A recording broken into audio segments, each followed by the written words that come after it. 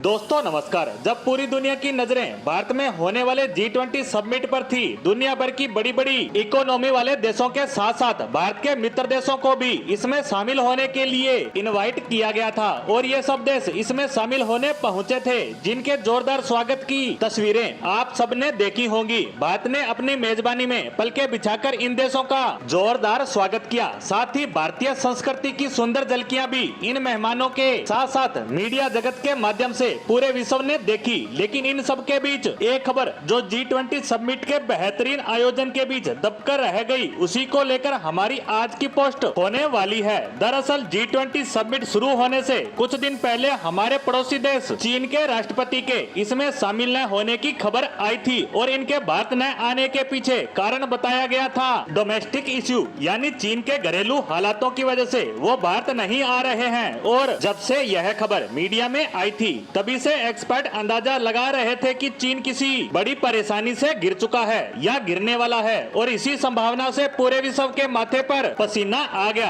क्योंकि G20 summit साल का सबसे बड़ा आयोजन होता है और विश्व का कोई भी देश और लीडर इसे मिस नहीं करना चाहेगा, क्योंकि यह आपको लाइमलाइट देता है। पूरे विश्व का मीडिया इसमें आया होता है, आपके द्वारा कही गई हर बात पूरी दुनिया सुनती है, यानी आपके देश के साथ साथ आपको भी पहचान मिलती है। इतना ही नहीं, आपकी बात को अहमियत भी दी जाती है। ऐसे में इस समिट को छोड़ने की मूर्खता कोई भी देश नहीं करेगा, लेकिन इस बार घरेलू कारणों से चीन के राष्ट्रपति ने ऐसा किया है, तो इसका मतलब एकदम साफ है कि चीन में कुछ बड़ा घटनाक्रम हो रहा है। क्योंकि पहले ही खबरें आ रही थी कि चीन का इंपोर्ट और एक्सपोर्ट दोनों घटे हैं। चीन के अंदर आर्थिक गतिविधियां लगातार गिरती जा रही हैं और यह सब पिछले 3 से 4 महीनों से हो रहा है। लेकिन अब इससे कहीं बड़ी खबर आ चुकी है और उसने तो चीन की इकोनॉमी में भूकंप ला दिया है। दरअसल खबर आई है कि चीन की मुद्रा युआन डॉलर के मुकाबले इतनी ज्यादा गिर चुकी है कि पिछले 16 साल का रिकॉर्ड तक टूट गया है। चीन की करेंसी युआन डॉलर के मुकाबले इतनी ज्यादा कभी नहीं गिरी।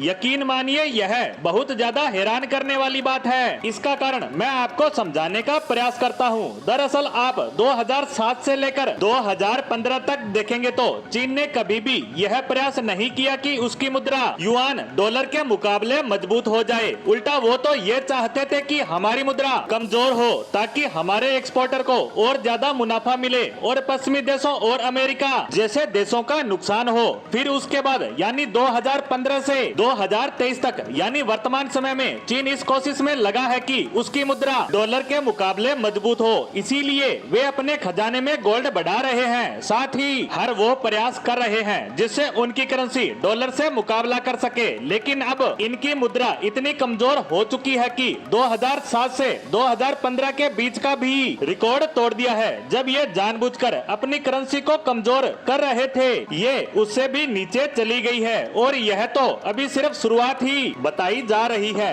आने वाले समय में ये इससे भी आगे के रिकॉर्ड तोड़ती नजर आएगी, क्योंकि यह सब हो रहा है विदेशी निवेशकों के चीन पर से उठ रहे विश्वास के कारण। दरअसल पिछले 30 से 40 सालों में विदेशी निवेशकों ने चीनी मार्केट में जमकर पैसा लगाया था, लेकिन उन्हें अब इस पर भरोसा नहीं रहा। वे अपना निवेश किया पैसा वहां से निकाल रहे हैं, जिससे चीन की मुद्रा अपनी वैल्यू खो रही है और डॉलर उसके मुकाबले लगातार मजबूत हो रहा है। चीन की समस्या यहीं तक ही सीमित नहीं है, उसका फॉरेक्स रिजर्व भी पिछले एक हफ्ते में 44 बिलियन डॉलर तक गिर गया है। यह बहुत बड़ी अमाउंट है, क्योंकि पाकिस्तान जैसा देश 4 से 6 बिलियन डॉलर के लिए तरस रहा है कि कोई उसकी सहायता कर दे तो उसकी इकोनॉमी क्रैश होने से बच जाएगी। इन सब परिस्थितियों से आप समझ गए होंगे कि चीनी राष्ट्रपति को यह महत्वपूर्ण दौरा क्यों रद्द करना पड़ा। इसी के साथ इस महत्वपूर्ण मुद्दे पर हमारी आज की पोस्ट को यहीं समाप्त करते हैं। धन्यवाद।